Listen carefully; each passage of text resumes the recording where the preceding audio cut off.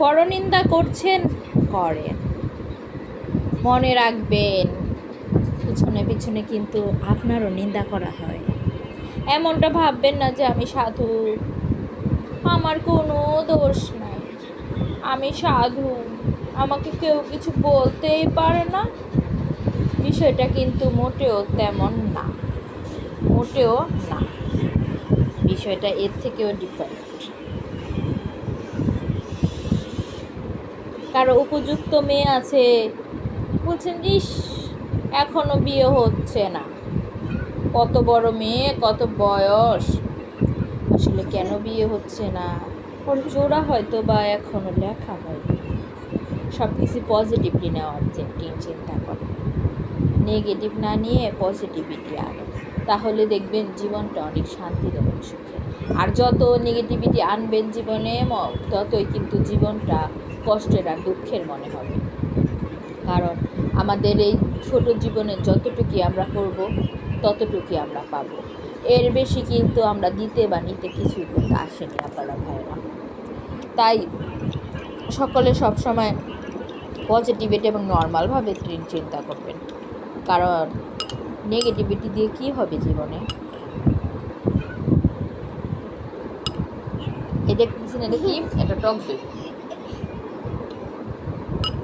এটার সাথে একটু চিনি দিলে সেটা তো অমৃত হয়ে যায়। এই টক দইটা আমার খুবই পছন্দের, ফ্রেশের টক দই আমার খুবই পছন্দের। বলি যে একটু কি হয়েছে,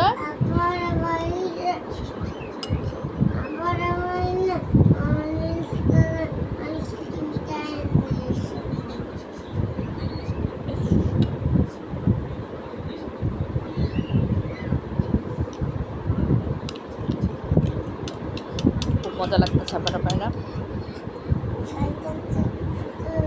আপনারা কিন্তু টক দই বেশি বেশি খাইবার ট্রাই করবেন, কারণ টক দইয়ের মধ্যে কিন্তু অনেক বেশি পরিমাণে ভিটামিন ডি থাকে।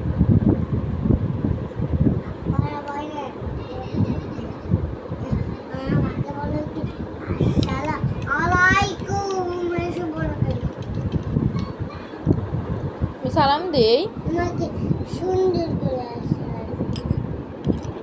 আসসালামু আলাইকুম। এখন হয়েছে কিভাবে, আসসালামু আলাইকুম, তুমি বলো ওয়ালাইকুম আসসালাম, বলো মামা।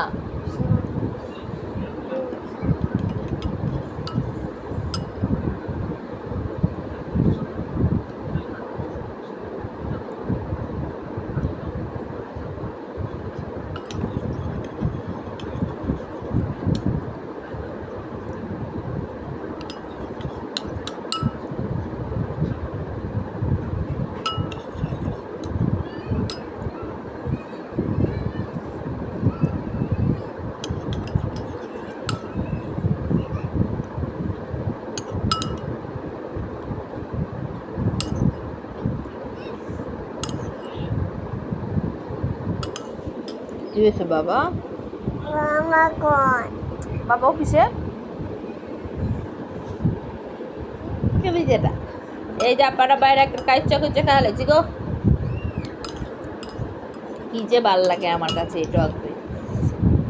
অবশ্য আজকে একটা জিনিস খাওয়ানোর ক্রেভিং ছিল, আপু শেষ করো, ফিনিশ করো। একটা জিনিস খাওয়ানোর ক্রেভিং ছিল, কিন্তু জিনিসটা আসলে আমি খাইবার ছেলেকে পারুম না, কারণ সময় সিচুয়েশন নাই গাম, কিন্তু দেখি বাইতি বানায় পারি কিনা, বানায় পারুম অবশ্য, জোগাড় জানতে সবই আছে, কিন্তু আসলে আলসামি লাগে এখন আল্লাহর রহমতে অনেক কাম পারি, কিন্তু না আলসামি যে লাগে আপারা পায়রা কয়া বুঝতে পারো না, আপারা পায়রা জানেন না।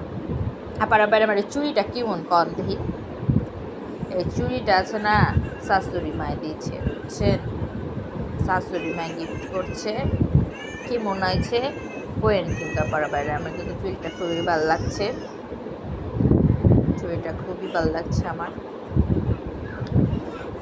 তো আপনার কাছে কেমন লাগছে কিন্তু আমার জানায় না আপারা বাইরে, আমার কাছে খুবই সুন্দর লাগছে আপারা বাইরা।